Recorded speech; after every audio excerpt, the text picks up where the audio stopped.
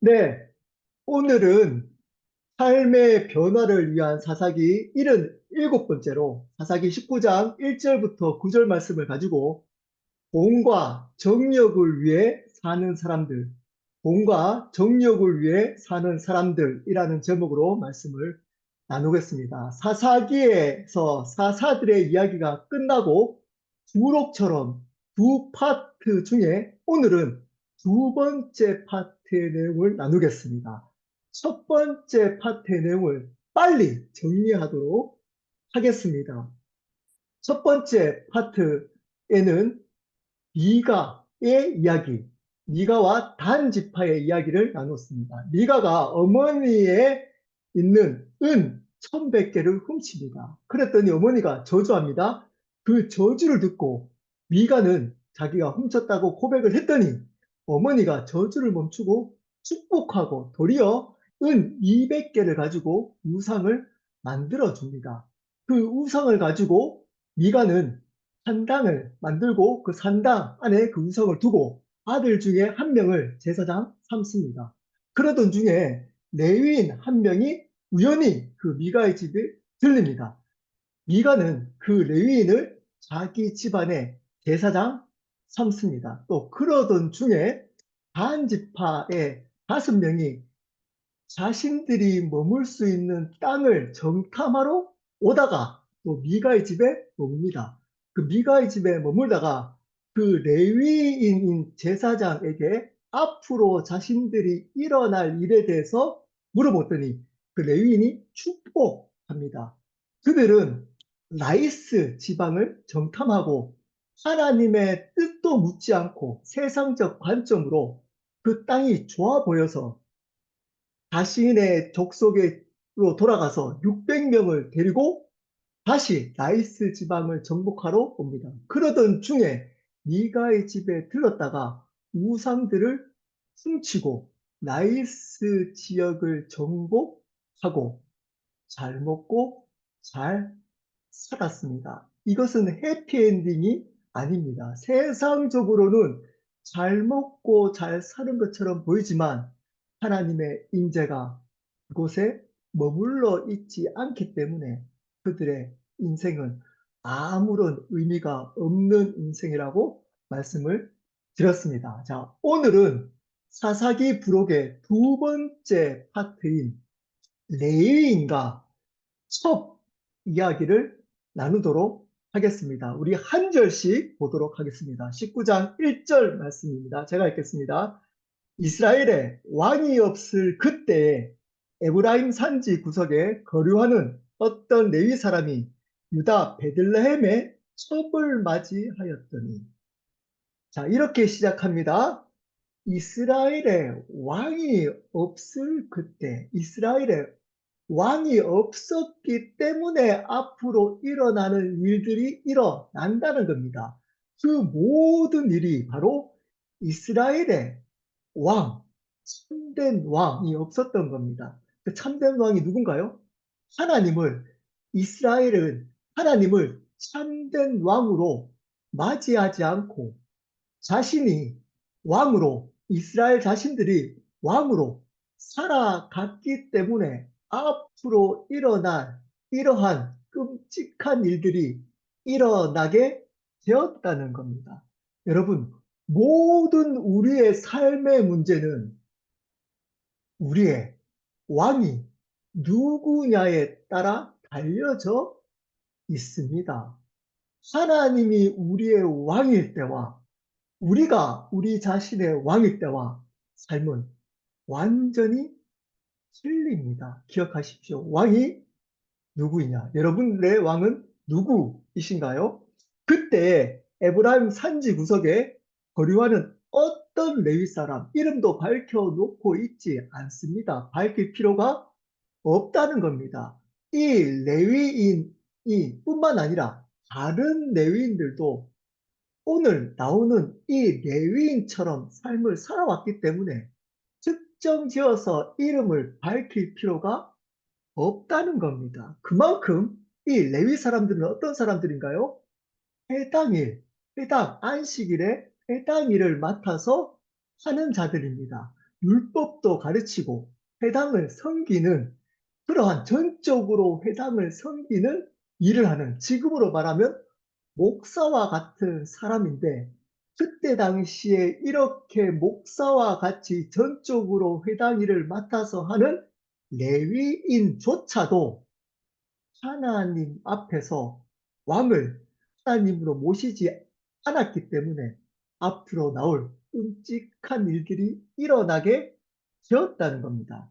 근데 이 레위 사람이 유다 베들레헴에 사는 첩을 맞이했습니다. 이 사실은 율법적으로 레위인이 첩을 맞이해도 상관없습니다.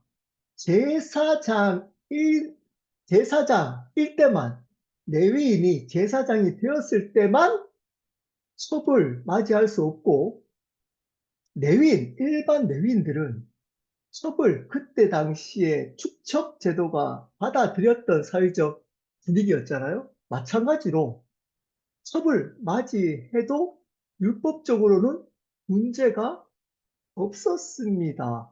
그렇지만 이 레위인은 다른 사람들보다 도덕적이고 윤리적으로 본이 되어야 될 사람입니다. 똑같이 살아가야 될 사람이 아니라 그들보다 좀 더 모범적이고 덕이 되고 본이 되는 삶을 살아가야 할 사람들이었습니다. 그러므로 이렇게 첩을 둔다는 것은 율법적으로는 문제가 되지 않지만 사람들 보기에 본은 되지 않았던 겁니다. 이 레위인은 사람들보다 도덕적이고 윤리적인 본이 되는 그러한 삶을 살아내지 못했습니다. 여러분, 우리 그리스도인들은 죄를 짓지 않는 것에 그치면 안 되고 다른 사람들이 보기에 본이 되는 삶을 살아가는 수준까지 되어야 하는 겁니다. 단지 사회적이고 도덕적이고 그러한 규범을 어기는 것 또는 사회적인 그러한 죄를 범하지 않는 것에 그치지 않고 사회적으로 다른 사람들 보기에 믿지 않는 사람들 보기에 삶이 본이 되는 삶, 덕이 되는 삶을 살아가야 하는 겁니다. 그렇기 때문에 술, 담배를 하면 안 되는 겁니다. 술 마시고 담배 피는 것이 어쩌면 죄가 아닐 수 있습니다. 예, 정확하게 상대적으로 사람들이 또 어떤 기준을 가지고 죄라고 여기는 사람도 있지만 죄가 아닐 수 있습니다. 하지만 덕이 되지 않습니다. 본이 되지 않습니다. 그렇기 때문에 그러한 술과 담배를 하지 말아야 되는 겁니다. 돈이 많다고 사치하는 것, 그런 것들도 절제할 수 있어야 합니다. 죄가 되지는 않지만 내 돈을 내가 쓰는 것이 뭐가 잘못됐나요? 죄가 되지 않습니다. 하지만 세상 사람들이 보기에 돈이 되고 덕이 되는 삶을 살아가야 하기 때문에 사치스러운 삶을 살면 안 되는 겁니다. 2절입니다. 그 첩이 행음하고 남편을 떠나 유다 베들레헴에 그의 아버지 집에 돌아가서 거기서 넉 달 동안을 지냅니다. 이 첩이 성적으로 행음을 했다는 겁니다.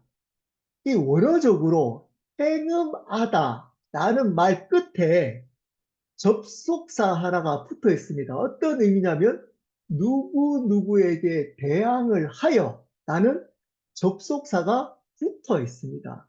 이 첩이 이 남편을 대항해서 그러니까 남편이 무엇인가 이 첩에게 잘못을 했다는 겁니다. 거기에 화가 난 이 첩이 그렇게 성적으로 행음을 합니다. 그래서 남편을 떠났습니다. 아마 들켰던 것 같습니다. 그러니까 남편에게 돌아가지 못하고 떠났다가 이제 자기 아버지의 집에 들어가서 넉 달을 머무릅니다.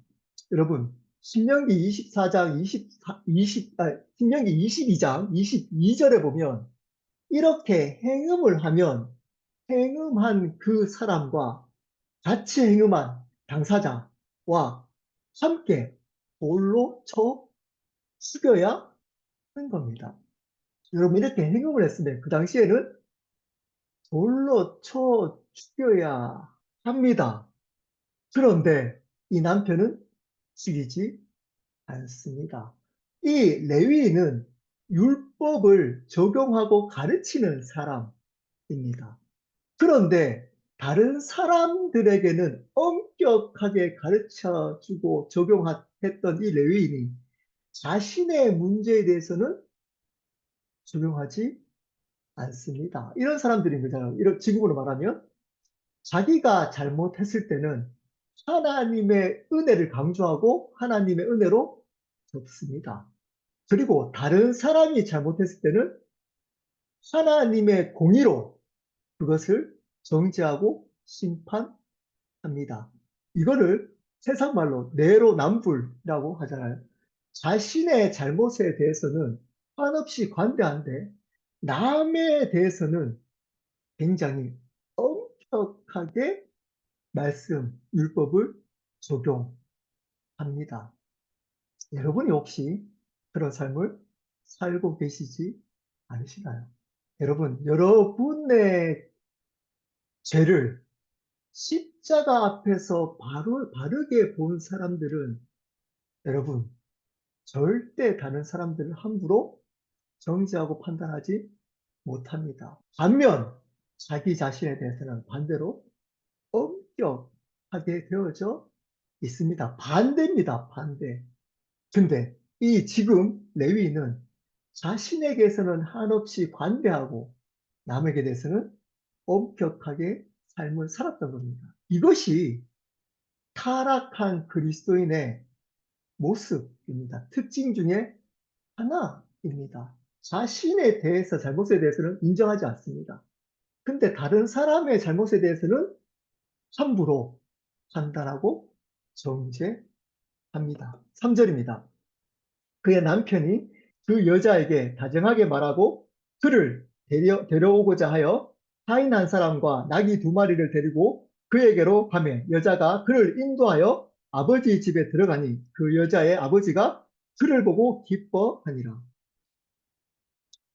그 레위인이 그 첩이 행음하고 아버지의 집에 넉 달 동안 머무르니까 이 남편이 그 여자에게 다정하게 말하면서 그를 데려오려고 한다는 겁니다. 그 집에 찾아가서 다정하게 말했더니 그 아버지, 그 첩의 아버지가 이 사위죠. 사위를 보고 기뻐합니다. 여러분, 너무나 위대한 사랑이지 않나요? 본부인도 아니고 자신의 첩이 죽어야 될 행음을 했음에도 불구하고 그는 다정하게 그 첩을 달래면서 용서했으니까 찾으러 또 데려오려고 했겠죠. 용서하면서 그 여자를 다정하게 말하면서 데리러 왔습니다. 마치 호세아와 같이 정말 아름다운 사랑, 하나님의 사랑처럼 보입니다. 하지만 그렇지 않습니다. 겉으로 보기에는 정말 아름다운 용서하는 사람, 그리고 굉장히 다정하게 말하는, 그렇게 죄를 지은 사람을 막 꾸중하지 않고 다정하게 용서하면서 다정하게 이야기하는 이 레위인은 속은 다릅니다. 겉과 속이 다릅니다. 여러분, 이런 사람을 조심하셔야 합니다. 겉으로 다정하게 여러분 잘해준다고, 여러분 겉으로 사랑한 척 한다고 그것에 대해서 함부로 나를 사랑하는구나 함부로 그걸 받아들이면 안 됩니다. 사랑도 분별해야 합니다. 그렇지 않으면 여러분 영혼이 무너져 버립니다. 삶이 무너져 버립니다. 이 남편은 나중에 나오지만 이 첩을 자신이 살기 위해서 첩을 불량배에게 내어줘 버립니다. 죽게 만듭니다. 마음은 겉으로는 굉장히 다정하게 이 첩을 사랑하는 것처럼 보이지만 마음은 딴 마음이 있었던 겁니다. 딴 마음. 겉과 속이 달랐던 겁니다. 여러분, 그러므로 여러분들께 잘해준다고 무조건 그것을 받아들이면 안 되고 분별해야 합니다. 어쩌면 이 레위인의 사랑일 수 있기 때문입니다. 4절입니다. 그의 장인 곧 그 여자의 아버지가 그를 머물게 하며 그가 3일 동안 그와 함께 머물며 먹고 마시며 거기서 유숙하다가 5절입니다. 넷째 날 아침에 일찍이 일어나 떠나고자 하며 그 여자의 아버지가 그의 사위에게 이르되 떡을 조금 먹고 그대의 기력을 돋운 후에 그대의 길을 가라 하니라.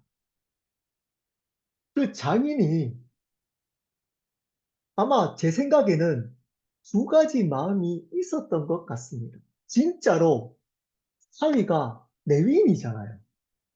레위인.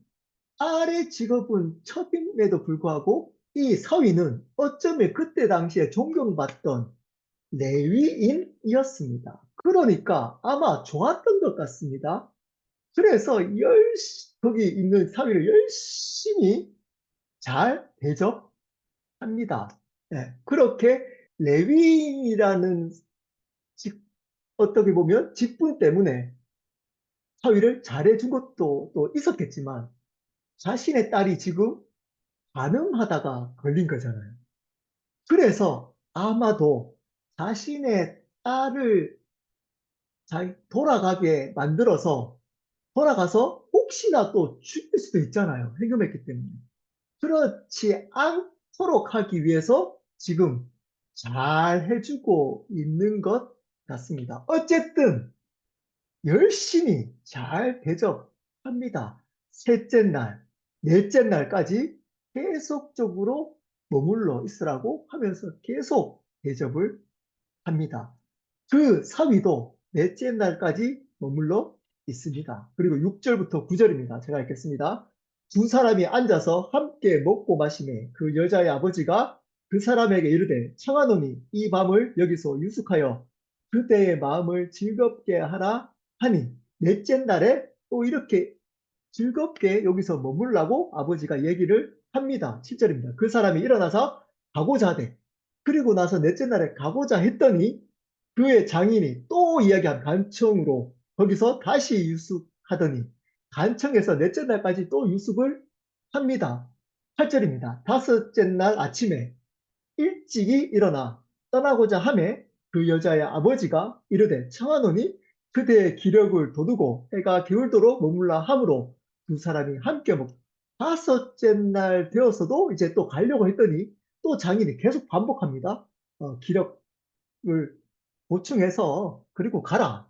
9절입니다. 그 사람이 첩과 하인과 더불어 일어나 떠나고자 하며 그의 장인 곧 그의 여자의 아버지가 그에게 이르되 보라 이제 날이 저물어 가니 청하건대 이 밤도 유숙하라. 보라 해가 기울었으니라. 그대는 여기서 유숙하여 그대의 마음을 즐겁게 하고 내일 일찍이 그대의 길을 가서 그대의 집으로 돌아가라 하니 셋째 날에도 넷째 날에도 다섯째 날에도 그 여자의 아버지가 그 장인이 그 레위인의 장인이 계속 간청해서 머물라고 합니다. 그래서 다섯째 날까지 머무릅니다. 여러분 여기서 어떤 이 레위인의 문제가 발견되지 않나요? 발견되지 않나요? 여러분 레위인이 어떤 일을 한다고 했나요? 회당에서 회당의 업무를 전적으로 맡아서 하는 겁니다. 회당에서 율법을 가르치고 해당에서 어떻게 보면 그때 당시에 예배를 주관하는, 제사를 주관하는 그러한 일을 맡아서 했던 사람들입니다. 자, 그러면 안식일을 전적으로 해당에서 보냈겠죠? 그리고 그 장인의 집에 가려면 안식일 날에는 못 갔을 거 아니에요? 율법적으로도 안식일 아무것도 못하니까. 그러면 안식일, 빨라도 안식일 그 다음날 갔을 겁니다. 자, 그러면 다섯째 날까지 머무르면 어떻게 되나요? 그 다음날이 또 안식일이 되는 겁니다. 자, 그러면 제대로 된 레위인이라면 한 3일 정도를 머물고 하루 쉬고 그리고 안식일을 준비하고 안식일을 보내야 하는 겁니다. 안식일에 해당의 일을 해야 하는 겁니다. 근데 지금 장인이 있으라고 한다고 자신에게 맡겨진 그 사명을 아무렇지 않게 행개칩니다. 아무렇지 않게 행개칩니다. 여러분, 이 레위인에게 안식일, 하나님께서 맡겨준 사명은 중요하지 않았습니다. 별로 중요하지 않았습니다. 인간적인 관계, 인정, 또는 이 장인의 호의가 세상의 유혹이라고 영적으로 이해할 수도 있습니다. 이 세상의 유혹이 왔을 때 자신의 사명은 잊어버립니다. 아무렇지 않게 핑계쳐 버리는 겁니다. 우리도 이런 삶을 살아갈 수 있습니다. 여러분, 하나님께서 이 땅 가운데 우리를 불러주시고 이 땅에 숨쉬고 살아갈 수 있도록 하신 이유는 세상 사람들은 그렇지 않지만 우리 믿는 사람들은 하나님께서 우리에게 맡겨준 사명이 있습니다. 사명이 있습니다. 그것이 아무리 적은 것이라도 여러분 그 사명이 있습니다. 근데 이러한 사명을 이 세상적인 유혹이 올 때 아무렇지 않게 팽개치면서 살아가고 계시지 않으시나요? 오늘 이 부분도 하나님께서 우리에게 이 말씀을 통해 보여주고 있지만 가장 중요한 한 가지 교훈이 있습니다. 여러분, 이 레위는 첩을 왜 사랑하는 것일까요? 겉으로 사랑해 보이잖아요. 행음을 했는데 죽이지도 않습니다. 용서하고 부드럽게 대해서 또 집으로 데리고 옵니다. 왜 그럴까요? 여러분, 사실은 한국어 성경에 보면 잘 모를 수 있습니다. 9절에 그대의 집 할 때 원어적으로 집과 19장 3절에 아버지의 집 할 때 집이 다른, 다른 단어로 사용되어져 있습니다. 여기서 9절에 그대의 집 할 때 집은 영어로 텐트입니다. 텐트. 그러니까 떠돌이 생활을 한 겁니다. 장막인 겁니다. 그때 당시에 가장 가난한 사람들이 살았던 거처였습니다. 그래서 19장 1절에 이스라엘 왕이 없을 그때 에브라임 산지 구석에 거류하는 어떤 레위 사람한테 이 거류하다라는 원어적 의미는 이곳저곳 떠돌아다니다라는 의미입니다. 떠돌아다니다.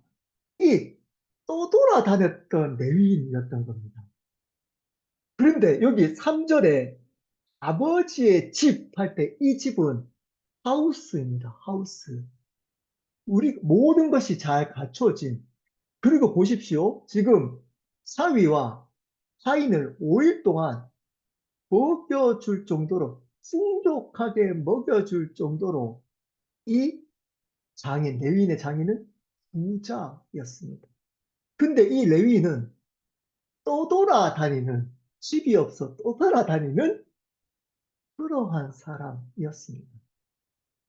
왜 첩을 사랑했을까요? 네, 첩이 가진 돈 때문이었습니다. 부 때문이었습니다. 이런 겁니다.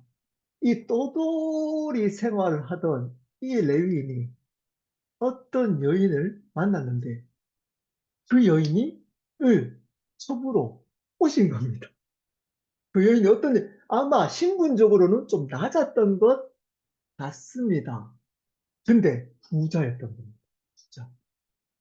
그래서, 그래서 그 첩을 데리고 산 겁니다. 뭐 때문에? 본처가 있음에도 불구하고 돈 때문에. 여러분 요즘 결혼도 이렇게 하는 사람들 많잖아요. 돈 때문에. 그리고 그 당시에 첩은 먹고 사는 것보다 성적인 만족을 위해서 둔 여자입니다. 성적인 만족. 자신의 정욕적인 부분을 위해서 꼭 첩을 뒀습니다. 자, 돈도 많죠. 거기다가 자신의 정욕도 채워주죠. 행음해도, 행음해도 괜찮았던 겁니다. 행음해도 죽이면 안 되는 겁니다. 그 여자로부터 오는 부와 그러한 자신을 채워줄 종욕적인 그 여인이 그래서 겉으로 보기에 사랑했던 겁니다. 실질적으로 그 여인을 사랑했던 이유는 돈과 종욕 때문이었습니다. 여러분,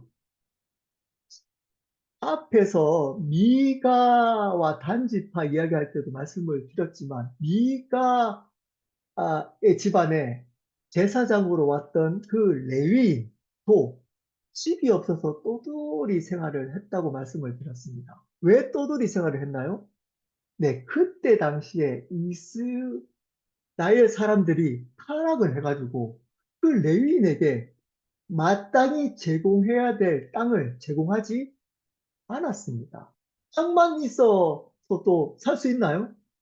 땅을 제공하더라도 또 그들은 11조를 하지 않았습니다. 그때 당시에 반드시 해야 할 11조를 이들은 하지 않았습니다. 자기들이 좀 더 풍족한 삶을 살기 위해서 레위인을 위한 그 11조는 레위인을 위한 재정으로 쓰였습니다. 근데 그 11조를 하지 않았던 겁니다. 그래서 레위인은 집이 없이 떠돌이 생활을 했던 겁니다.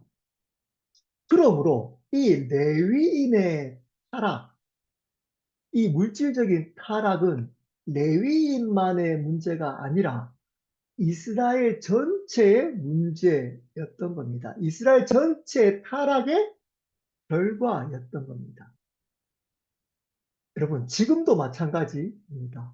목사의 타락은 목사만의 타락이 아니라 성도들이, 목사를 그렇게 만든 성도들의 타락의 결과이기도 합니다.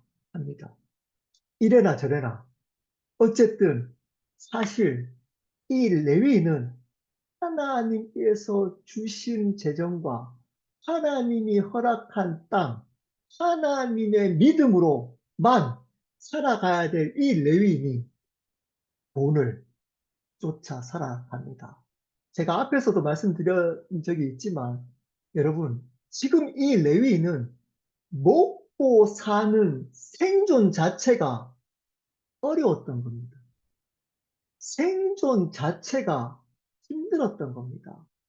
그래서 지금 이 부자인 첩을 만났을 때 더 잘 먹고 잘 산다는 개념보다는 이 첩을 붙들어야 기본적으로 생존을 할 수 있었던 겁니다. 생존을.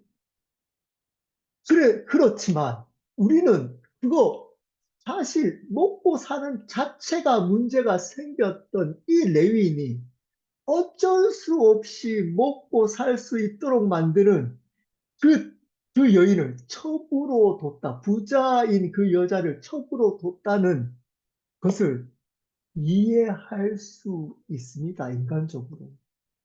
근데, 근데 하나님은 단호합니다. 단호합니다. 타락이라고 하나님은 생각하십니다. 여러분, 어떤 상황 속에서도 십자가의 길을 포기하면 안 됩니다. 하나님이 맡기신 사명을 포기하면 안 됩니다. 사람들은 이해해 줄 수 있습니다. 힘들지, 먹고 사는 거. 맞아, 그게 우선이지. 먹고 살아야지, 그래도 하나님 일 하지. 이렇게 얘기하고 이해할 수 있습니다. 심지어 목사도 사실은 먹고 사는 문제가 힘든 성도에게 그래도 사명을 끝까지 붙들고 살아야 됩니다. 말 잘 못합니다. 쉽지 않습니다. 그런 얘기하기. 근데 성경은 단호합니다. 단호합니다. 그럼에도 불구하고 이 레위인처럼 사명을 아무렇지 않게 팽개쳐버리면 안 됩니다. 먹고 사는 문제, 이 여인을 데리고 오는 문제 때문에 아마 잘 보여야겠죠. 장인에게. 장인에게. 그리고 가난한 자신의 집보다 그렇게 부유한 집에서 5일 동안 머무는 게 얼마나 힐링이 되겠어요. 먹고 사는 게 힘들었던 자신의 삶에서 지금 왔더니 엄청 먹고 사는 게 편한 거예요. 저도 한국에 가면 저희 본가보다 처가댁에 있는 게 더 좋습니다. 네.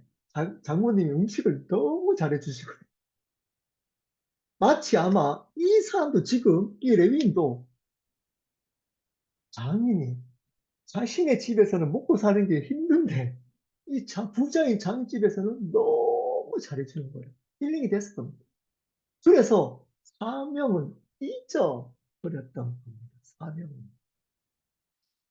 지금 5일째 되는 날 가려면 사실은 안식일 지키기 쉽지 않습니다. 지금 베들레헴에서 에브라임 산지 어디인지 모르지만 구석이라고 표현을 하고 있잖아요. 구석. 만약에 가장 가까운 베델은 8시간 정도 걸립니다. 8시간 걸어서. 근데 가장 에브라임 산지의 구석에 있는 세겜 지역까지 가려면 15시간이 걸립니다. 15시간. 하루 종일 걷고 바로 안식일을 지켜야 하는 겁니다. 사실 자기 사명을 이러한 것 때문에 장인의 이러한 호의, 거기서 받는 그러한 대접이 좋아가지고 사명을 잊어버린 겁니다. 왜요? 이 레위인은 먹고 사는 게 힘들었거든요. 이 정도, 5일 정도 먹고 사는 게 뭐가 잘못됐나요? 라고 우리 인간은 이해할 수 있지만, 여러분, 이 레위인, 이 삶에 이것을 타락으로 여겨지고 이 타락 때문에 나중에 비참한 일들이 앞으로 전개가 됩니다. 됩니다. 여러분 삶 속에 먹고 사는 문제 이 정도로 힘들지 않잖아요. 우리는 다 더 잘 먹고 잘 살려고 하는 거잖아요. 그것 때문에 더 잘 먹고 잘 살려고 하기 때문에 사명을 잊어버리고 삽니다. 우선하지 않고 먹고 사는 것 우선시하면서 살아갑니다. 반쪽으로 돈을 쫓아 살아갑니다. 여러분, 하나님의 가장 큰 라이벌, 이 돈입니다. 하나님과 돈을 함께 섬길 수 없다. 성경은 인간의 관점에서, 인간의 관점에서 하나님과 동등하게 놓여진 게 뭐라고요? 돈이라는 거예요. 돈을 택할 것인지 하나님을 택할 것인지 둘 중에 하나를 반드시 택하면서 살아간다는 겁니다. 반드시. 물질이 있는 곳에 마음이 있다고 합니다. 하나님은 마음을 받기를 원하십니다. 마음을. 자, 그러기에 물질이 있는 곳에 마음이 있다. 여러분, 그러므로 여러분이 물질을 어떻게 쓰느냐를 보면 하나님에 대한 신앙을 알 수 있습니다. 정확하게 알 수 있습니다. 여러분, 헌금 생활 바르게 하나님께 잘한다고 다 신앙생활 잘하는 건 아닙니다. 아닙니다. 근데 신앙생활을 바르게 하는 사람은 반드시 헌금 생활을 바르게 합니다. 반드시 헌금 생활을 바르게 합니다. 하나님이 주인이라고 고백한 사람들은 물질을 하나님께 우선적으로 드리며 살아갈 수밖에 없습니다. 하나님이 주인입니다. 그래 놓고 물질은 내가 충분히 쓰고 가정에서 충분히 쓰고 내 거 다 쓰고 남은 것 드리지 못합니다. 못합니다. 여러분, 이거 반드시 여러분께 질문해야 됩니다. 하나님을 섬기고 있는지 돈을 섬기고 있는지. 돈의 힘이 굉장합니다. 지갑이 회개하지 않으면 진정한 회개하지 않는다라고 누가 이야기를 했습니다. 여러분, 재정을 하나님께 드리면서 살아가십시오. 그것이 바른 신앙생활입니다. 두 번째, 정욕입니다. 정욕. 여러분, 이 정욕적인 것은 반드시 죄를 범하는 정욕만 있는 것이 아닙니다. 사회적으로 주범적으로 짓는 죄와 연결된 정욕뿐만 아니라 오늘 말씀처럼 율법에는 어긴 것이 아니에요. 첩을 두는 것. 첩을 두는 것은 율법적으로는 어긴 것이 아닙니다. 죄가 아닐 수 있어요. 그 정욕이 죄는 아닐 수 있습니다. 근데 뭐가 안 될까요? 덕이 안 되는 겁니다. 덕이. 덕이 안 되는 겁니다. 어떤 것이 있을까요? 네, 단적으로 술, 담배, 이런 겁니다. 절제하지 못하는 취미생활, 절제가 되지 않는 취미생활, 그리고 마음대로 돈을 마음대로 쓰는 사치, 여러 가지 인간관계, 자신의 의의를 드러내기 위한 또 교회 봉사, 그리고 자신의 만족을 위한 인간 관계 맺는 것, 이런 것들이 정욕일 수 있다는 겁니다. 돈이 되지 않는 것, 적이 되지 않는 것. 여러분, 그러므로 제목에 돈과 정욕을 위해 사는 사람들, 인생, 이러면 나는 아닐 수 있다 라고 생각할 수 있습니다. 나는 돈이나 정욕에 따라 살지 않아. 여러분, 생각보다 성경이 제시하는 그 돈과 정욕을 쫓지 않는 그 인생을 삶은 쉽지 않습니다. 절대 쉽지 않습니다. 절대 쉽지 않습니다. 왜냐하면 내 권리, 마땅히 누릴 수 있는 권리를 포기하며 살아가야 되기 때문입니다. 십자가의 고난을 택해서 살아가야 되기 때문입니다. 세상에 있는 안락한 삶이 아니라 좁은 길, 십자가의 길을 선택해서 살아가야 되기 때문인 겁니다. 사랑하는 여러분, 여러분께 질문하도록 하겠습니다. 여러분의 삶의 주인이 정말 하나님이십니까? 그러면 재정을 하나님을 위해서 사용하십시오. 먼저 여러분을 위해서 아예 사용하지 말라는 것도 아니잖아요.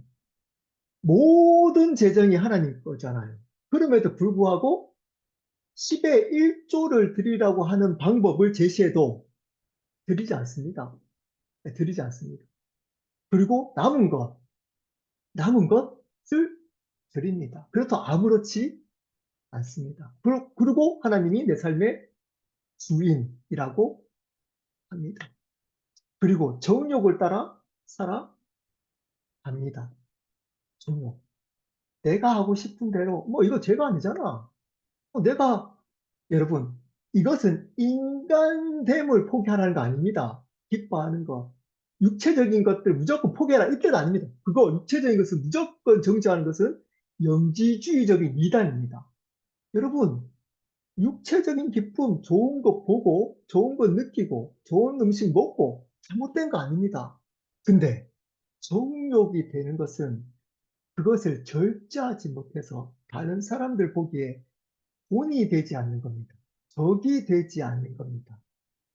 여러분, 그거 내려놓을 수 있어야 하는 겁니다. 죄가 되지 않더라도 다른 사람의 시험거리가 되거나 다른 사람의 복음에 방해가 되거나 벽이 되지 않는 그러한 거라면 내가 좋더라도 내려놓을 수 있는 신앙이 바른 신앙입니다. 여러분, 돈을 쫓지 마십시오. 정욕을 따라 살지 마십시오. 이들의 결말이 앞으로 나올 겁니다. 어떤 삶이든지 이 삶은 반드시 나쁜 열매를 맺습니다. 반드시. 그리고 하나님의 심판이 있습니다. 우리 함께 기도하도록 하겠습니다.